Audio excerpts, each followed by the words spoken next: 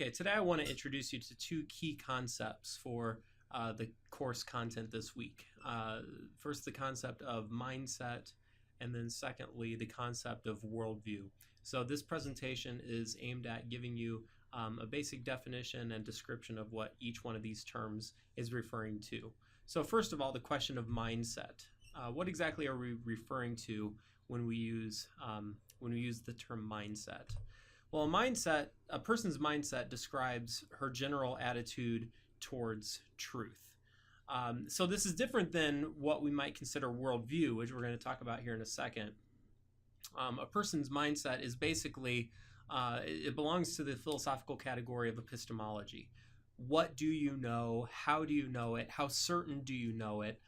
So a person's mindset is a description of how certain they believe they know the truth, or how they regard truth in general.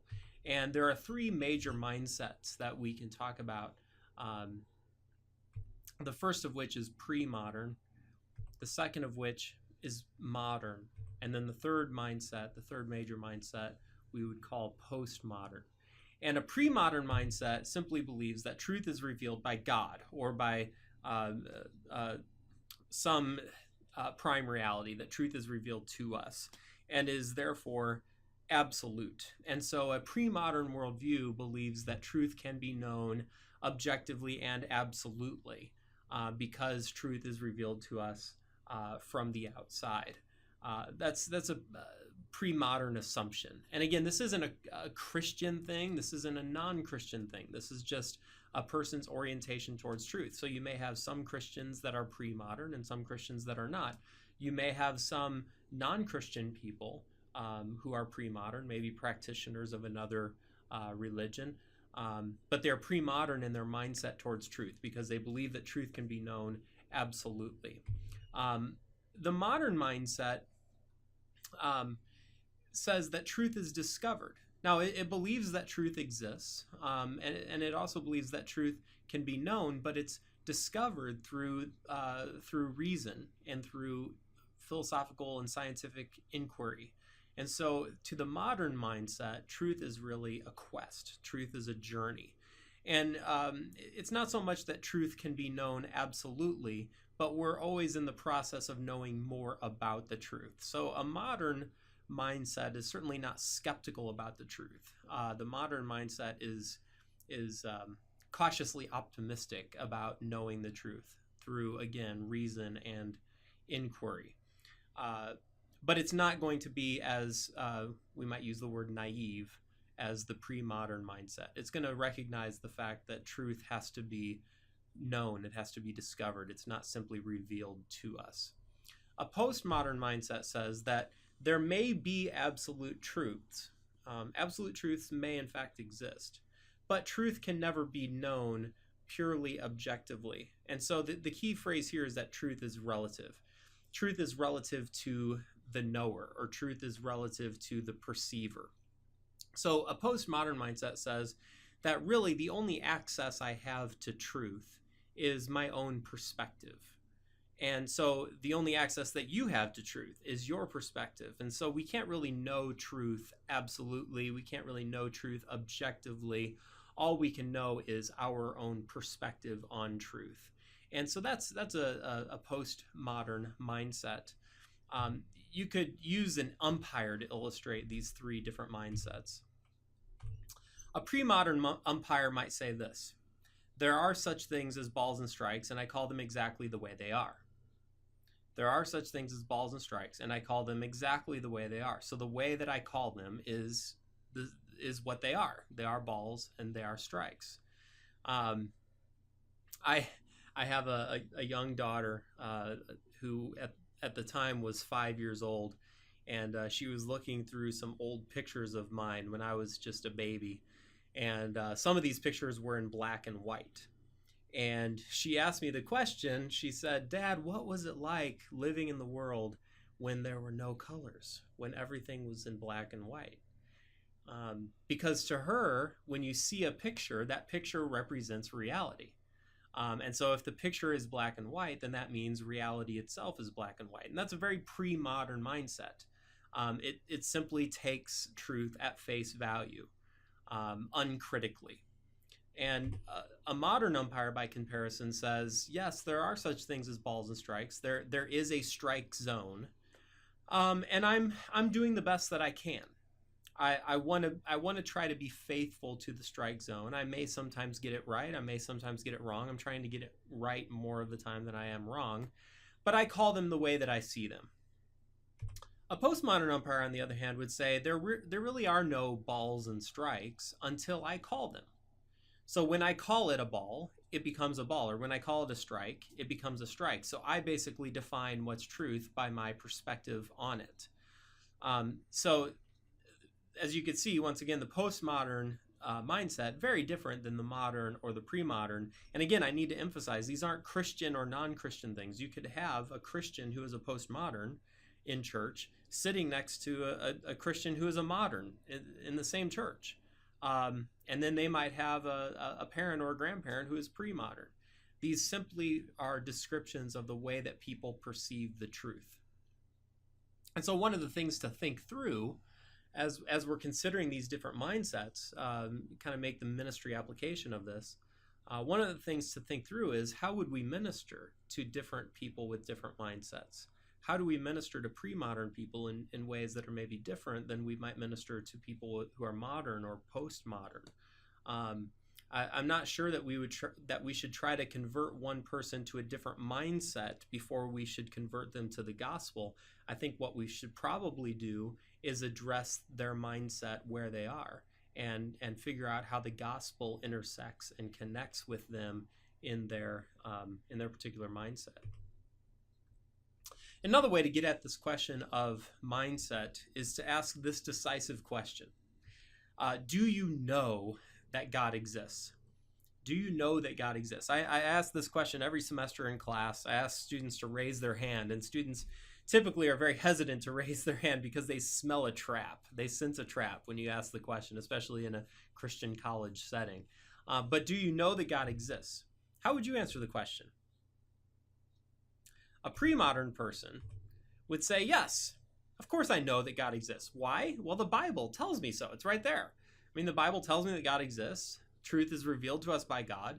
So it would be an absurdity to believe that God doesn't exist. So yes, I know without a shadow of a doubt that God exists. That's a very pre-modern mindset. A modern mindset would say, yes, I actually do know that God exists. I've come to know that God exists. I've discovered that he exists. Why? Well, because Lee Strobel tells me so, or Josh McDowell tells me so, or William Lane Craig, or name your favorite apologists here. In other words, I've done the study, I've done the reading, I've asked the critical questions, and I've come to the conclusion that yes, it's reasonable to believe that God exists. And so apologetics typically is a topic that moderns particularly enjoy, because apologetics is, offering answers for the questions that skeptics ask. And so many apologists that you run into are operating out of a more modern mindset that says truth is out there and truth can be discovered through reason and through inquiry and those sorts of things. Now, the postmodern mindset says, no, I don't know that God exists. Because postmoderns get scared by that word know or knowledge. And I think, honestly, it comes down to a misunderstanding of what we mean by knowledge. I think a lot of postmoderns rebel against knowledge because they falsely assume that to know something means that you know it beyond a shadow of a doubt. But I don't think that's what we really mean when we say that we know something. When we say that we know something, what we really mean is that we have justified true belief. In other words, we have justified reasons for believing what we believe, and that counts as knowledge. But when we say we know something, it doesn't have to mean that we know it beyond a shadow of a doubt. But postmoderns get very nervous about these knowledge claims. So instead, a postmodern person would say, I believe that he exists. I don't know that God exists, but I personally have come to the decision that that God does exist. I believe that he exists, but you may come to a different decision than I do. And so a postmodern is going to be much more hesitant to claim absolutely that he knows that God exists. So that's the category of mindset, and that's an important category to think through as we are engaging people, especially in the discipline of apologetics. Because if I'm talking to a pre-modern person apologetically, I'm probably going to have to talk to them in a different way than I certainly talk to a postmodern person. And if I myself am a modern person, I'm going to have to take that into account if I'm talking to a postmodern person. What I think counts as good arguments in favor of Christ or good arguments in favor of God, what I think really maybe makes a clinching case for belief in God, a postmodern person might be very unimpressed by that because they don't have the same regard for truth that a modern person has. And I know this frustrates a lot of young apologists because they think, well, I've made such a compelling argument, I've made such a compelling case. They should be required to believe at this point. But a lot of times they're operating under a completely different mindset than you are. They have different assumptions about truth than you do. So you're going to have to engage them as a postmodern. Or you're going to have to engage them as a pre-modern. I know in dealing with a lot of people, even cross-culturally, you can present all of the arguments that you want on behalf of Christian faith, but a pre-modern person has already come to the conclusion that they know absolutely what truth is. And so compelling arguments that present a different type of truth are going to be much less effective on them because they are so committed to the truth that has been revealed to them. This leads us to another question, the question of worldview. And that's really the dominant point of emphasis this week for this class. What is a worldview? And how is that distinct from a mindset? Well, this is one of my favorite definitions for worldview, and it's fairly lengthy, but I think that it does a really good job summarizing what worldview is. This comes from James Sire in a book called Naming the Elephant. And he says a worldview is a commitment, a fundamental orientation of the heart that can be expressed as a story or in a set of presuppositions. These are assumptions that may be true, partially true, or entirely false, which we hold consciously, subconsciously, consistently, or inconsistently about the basic constitution of reality, and that provides the foundation on which we live and move and have our being. Now that is, like I said, that's a mouthful. But he's saying several very important things here. First of all, he makes note that this is a fundamental orientation of the heart. And what I think he means by that is a worldview isn't just an intellectual thing. A worldview isn't just about our mind. A worldview, James K.A. Smith, who wrote a book called Desiring the Kingdom, makes the point that we are animals who worship. We are beings who have been created to worship. There is no such thing as a human being that does not worship something. And so his argument is that we follow our hearts much more than we follow our heads. And really, I think that when you talk about worldview, that's really what worldview is. Worldview is a fundamental orientation of our heart. It's whatever we're captured by, whatever we're moved by, whatever we're motivated by, whatever we worship, whatever we center our lives around. And this fundamental orientation of the heart can be expressed as a story. We'll talk about that more here in a moment.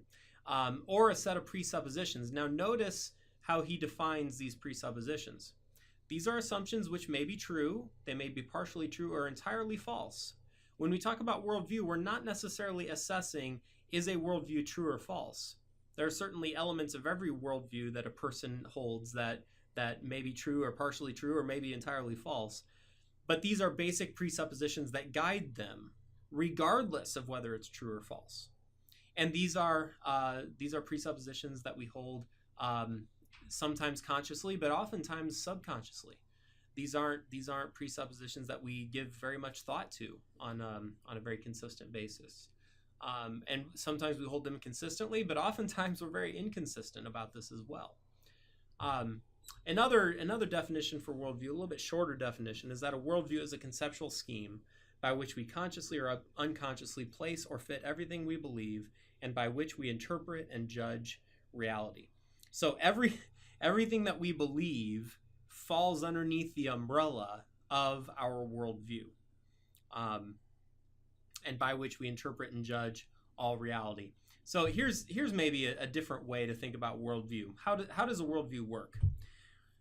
One way to think about how a worldview works is in terms of contact lenses. I wear contact lenses. I'm wearing contact lenses right now. And I know some of you probably do as well. Most of the time during the day, I'm completely unaware that I'm even wearing my contacts. I put them in the morning. I don't really think about them the rest of the day until I take them out at night. The only time that I'm really aware of my contact lenses is when maybe my eyes get dry and so they start to hurt, or maybe something gets, a piece of dust gets caught underneath them and causes irritation to your eye. Or maybe my prescription is changing gradually over time, and all of a sudden my contacts don't really work as well as maybe they used to. But most of the time, I'm completely unaware that I'm even wearing them. But even though I'm unaware that I'm that I'm wearing them, they are affecting the way that I see the world. Every waking moment of my day, I see the world in a particular way because of the set of contact lenses that I'm wearing. And it's the same way with worldview. A person's worldview causes them to see the world in different ways. And most of the time, that person is completely unaware of how their basic worldview is shaping their reality. It's only when when we run up into things that don't make sense, or things that make us uncomfortable, or things that we can't understand, that all of a sudden we become painfully unaware of our worldview. Like for instance, a person loses a loved one in a tragic accident. All of a sudden, in that moment, it's like getting a piece of dust caught underneath your contact lens. All of a sudden, in that moment, you become very aware of your worldview, and it's either sufficiency or insufficiency in that moment. Or if I would know that I would know that my prescription was changing if I was consistently bumping into things, or if I was having a hard time reading. In other words, if I wasn't getting along in life very well, I would know that my prescription must have changed. Well, it's the same way with worldview. If I find in my life that I'm constantly bumping into things, I'm constantly struggling, and I'm just unsuccessful, and things just aren't working for me the right way, then a person in that moment might also become aware of the insufficiencies of their worldview. But most of the time, we're unaware of how it's affecting the way we see the world. But make no mistake about it, it does. That's why two people can go to the Grand Canyon, for instance, and one person will go to the Grand Canyon and will remark at the sheer wonder of a God that could create something like the Grand Canyon. One person will be in awe at what she sees. Well, another person will come to the same Grand Canyon and will come to the conclusion that, my goodness, that's a huge hole in the ground. Nothing more and nothing less. See, one person is seeing it through one lens, a lens that says God created everything that is. Another person is seeing it through a very different lens, a lens that says God isn't responsible for this. This is just sort of a naturalistic phenomenon that has taken place. Another way to think about worldview is in terms of a map. A map obviously gives us directions on where to go, how to get from point A to point B. But a map is not the same thing as reality. A map is not the same thing as reality. If I was driving down Interstate 44 going from St. Louis to Joplin, the interstate is not literally blue. So the map is very different than reality, but the map also informs how I get around in my world. And that's how worldview functions too. A worldview helps us to get along in the world. A worldview functions like a map in that regard, to make sense of our existence, to orientate us, to show us where we're at and maybe where we're going or where we've been. So a worldview helps to orient us in our world, to make sense of our world in that regard. Some people have remarked that a worldview is like a story, and I think that is largely true as well. That a worldview is the story that we find ourselves living out, a story that we find ourselves in.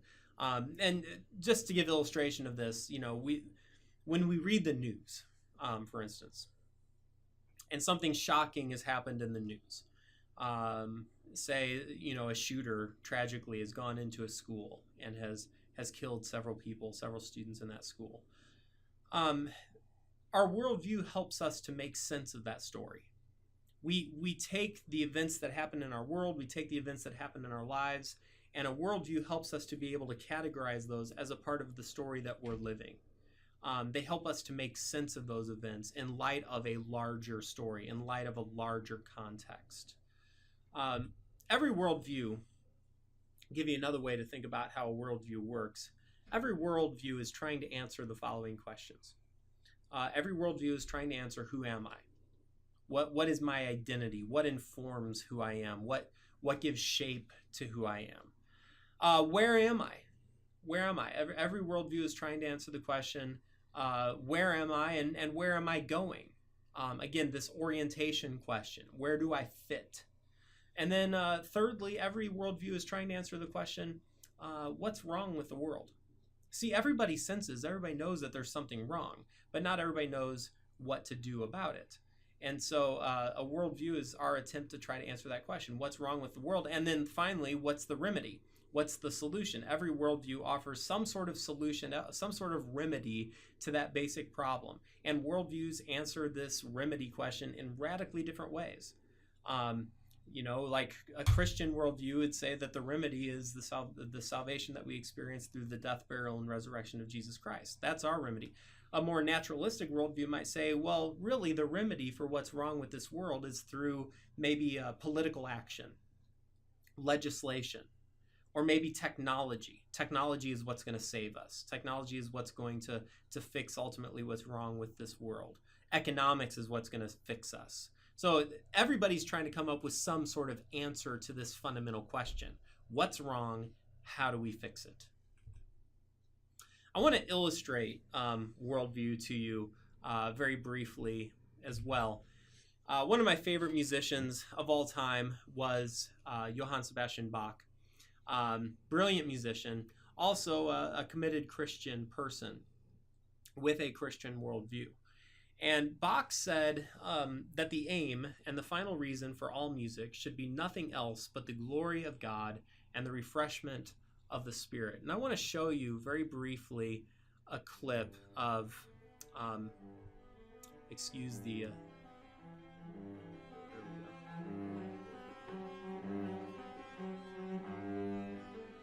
This is Bach, and this is a beautiful example of his music.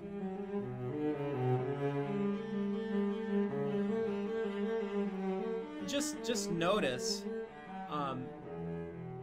the order to the music, the composition of the music, the beauty of the music. And again, this is a man who said that our final goal, our final aim for all art, for all music, should be to glorify our Creator, to glorify God. And this is the type of art that such a person produces.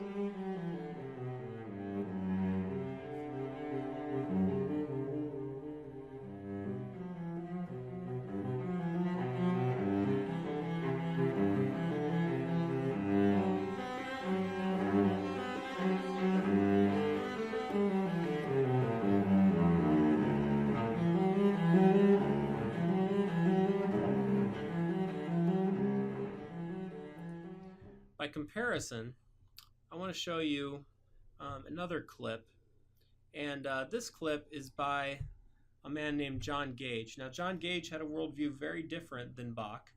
Gage says that the highest purpose is to have no purpose at all. Now, notice Bach says the highest purpose should be to glorify God and the refreshment of the Spirit.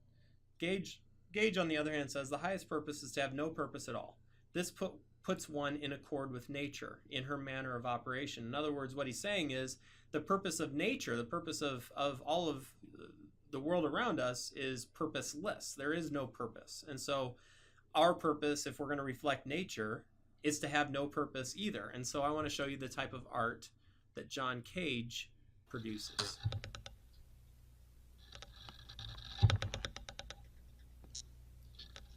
John Gage is well known for his experimental approach to music. And right now he's playing with a feather.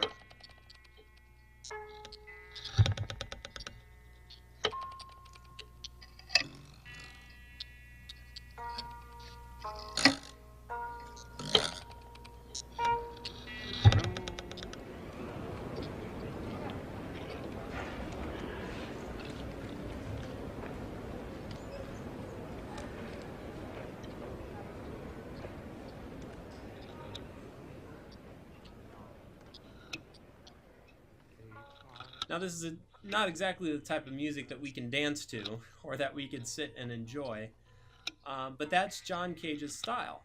John Cage once produced a um, a composition called 4 minutes and 33 seconds. And this composition was literally 4 minutes and 33 seconds of silence. So he would have an entire symphony orchestra sit idly for 4 minutes and 33 seconds. And this is his art. This is his music. And again, it reflects a worldview where his worldview, his understanding, his basic assumption of the world is that the world doesn't have any purpose. And so music, art, should reflect that reality. And again, Bach, on the other hand, believes that God did create everything. He created everything good, and our purpose in life should be to glorify him and bring refreshment to the spirit. And so since that's our purpose for life, he created beautiful works of art, beautiful works of music that honored God in that way. And so you can see the worldview being acted out through art. But it's not just acted out through art, it's acted out through any number of different avenues in our lives. Give you some other illustrations of worldview. This is taken from a book by Middleton and Walsh. And he compares several different cultures and several different worldviews. First of all, from Japan. And this is a traditional worldview in Japan. I'm a member of the national family of Japan, direct descendants of the sun goddess. I live in the land of the rising sun, in harmony and oneness with the flow of nature. Disharmony occurs when I bring dishonor to my family or country. My task in life is to enhance the name of my national family because the true blessing only occurs when the superiority of Japan over the world of nations comes to pass. Compare that to an African, again, a traditional African worldview. I am Dine, a red man, placed here a child of the land. The land is my mother, she gives me my life. The land is a gift that I respect, that I use with thankfulness, and with which I live in harmony. But then the white man came, stealing my land, dispersing my people, and cutting us off from the Great Spirit. Our salvation as a people is in rejecting the white man's ways and returning to our ancient traditions. Only then will the land be preserved and maintained for our children and grandchildren. So again, a traditional Native American, I should say, a traditional Native American worldview. And you compare that to a more contemporary North American worldview. I am me, an individual, the free and independent master of my own destiny. I stand in a world full of natural potential, and my task is to utilize that potential to economic good. While I am hindered in this task by ignorance of nature and lack of tools for controlling it, nevertheless, my hope rests in the good life of progress, wherein nature yields its bounty for human benefit. Only then will all find happiness in a life of material affluence, with no needs and no dependence. And what I want to illustrate to you is that in each one of those three perspectives, you have these different questions being asked and answered. Who am I? Where am I? What's wrong with the world? And what's the remedy? How do we fix it? And you have these three very different contexts answering these questions in very different ways. And this illustrates some of the difficulty in cross-cultural ministry. This illustrates the difficulty in doing apologetics and evangelism and just conversing cross-culturally, because we have such radically different answers to those worldview questions as we're living them out. A North American person, very individualistic, very, very much about progress and economic development, basically working and scrapping to make most for himself that he can, as opposed to a traditional Asian or Japanese worldview, which is much more corporate, much more invested in the civilization or the society as a whole, much less individualistic. So again, illustrates the very striking difference from one worldview to the next. Now, the question is sometimes asked, why talk about worldview? Why study worldview, especially in a class like apologetics? What is the place of worldview in this study? Well, let me offer two different answers to this question. First of all, worldview is important for discipleship. It's important for discipleship. The question has to be asked, are we consistently living according to our Christian worldview? There is a handout in your supplementary materials this week on worldview in the book of James. And I think the whole message of the book of James is one that challenges us to consistency. Consistency in our prayer life, consistency in the way that we regard wealth, consistency in the way that we read the word, consistency in the speech that we use. James is all about consistency in living according to our worldview. And so I think that it does us good to study worldview, because in studying worldview, we could also study ourselves and recognize, okay, if this is what I believe as a Christian, and beliefs do have consequences, then how consistently am I living out to my Christian worldview? Or am I secretly or unconsciously living according to a different worldview while still claiming to follow Christ? And that's one of the points that the Hidden Worldviews book makes so well, that there are so many Christians in our world, and we would certainly fall in some of those categories, where we are trying to follow Jesus, but at the same time, we have these competing or these hidden worldviews in our culture around us that are sending us very, very different messages sometimes. And we unknowingly or unthinkingly buy into those messages. So I think studying worldview is important for discipleship. Also, do we recognize the full implications of our Christian worldview? If we say, for instance, that we believe that God created all people in his image, do we recognize the full implications of that? That all people are known, valued, treasured by God, and should be valued and treasured by us in the same way. That God created this world as good, fallen, but good. And so do we regard the world, the creation all around us, in the same way as fallen, yet good at the same time? Do we recognize the full implications of our Christian worldview? Our Christian worldview is not just a worldview about how to get along good in this world, or how to die and go to heaven.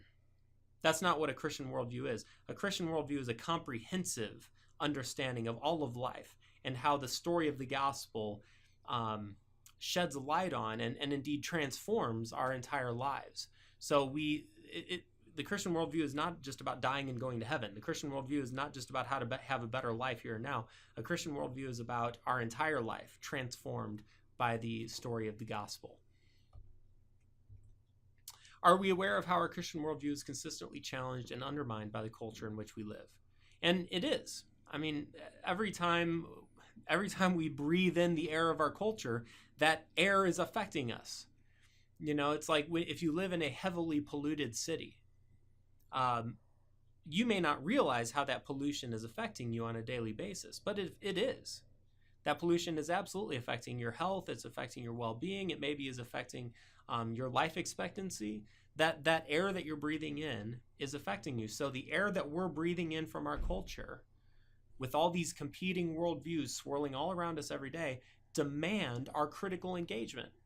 That Christians are actually using their brain and engaging the culture around us and thinking through, what is the message? What are the competing messages, the competing worldviews that I'm being given every day? And how do those worldviews challenge or undermine the Christian worldview, the gospel?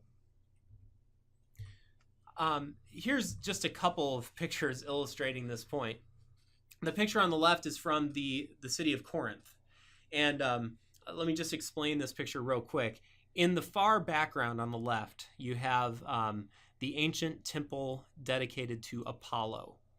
And in the foreground, you have, it's basically a small room, and archaeologists are a little bit split on what this room likely was.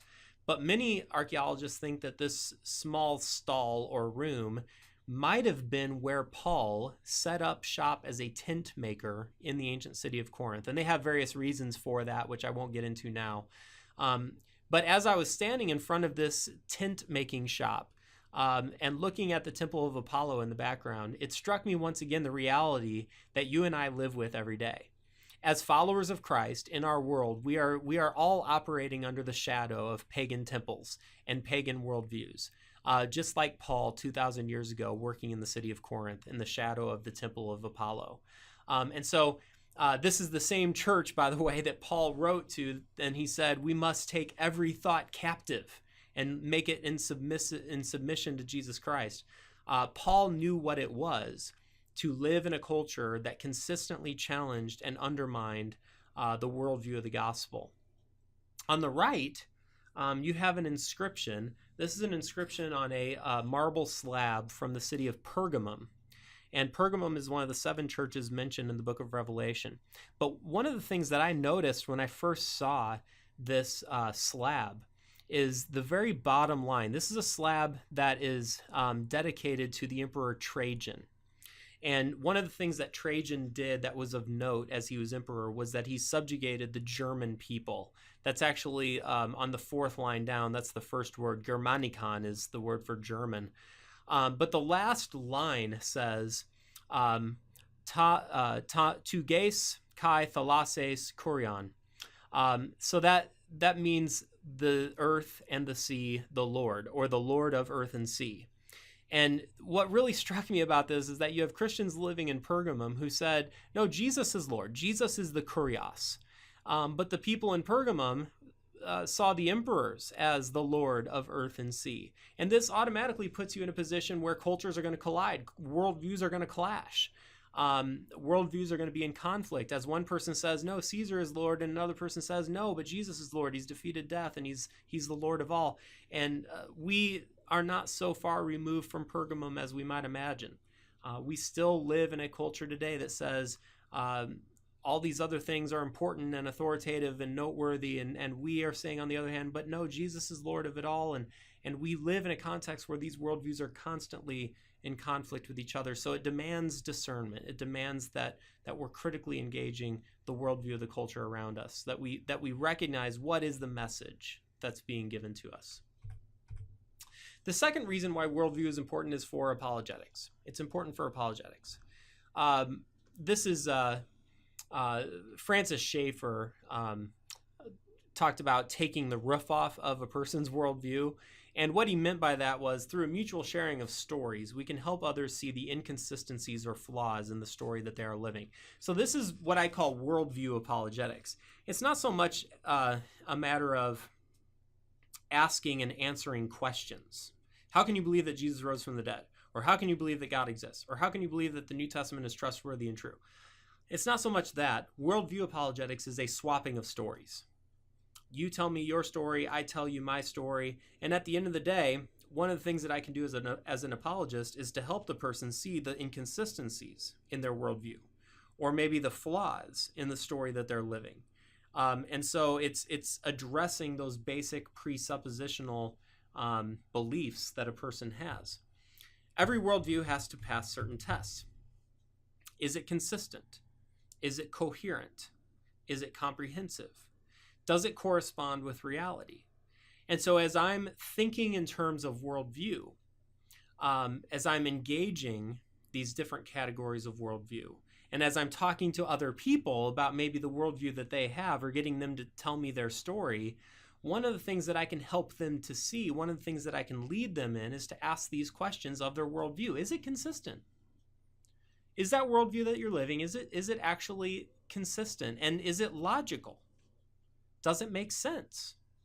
Does it include all of reality? Is it comprehensive? And does it correspond with what we know about reality? So these are good apologetic type questions that we can ask when we learn about worldview. So guys, that's all I want to say. I know it's a little bit longer today, but I felt like I needed to explain this personally, the concepts of both mindset and worldview.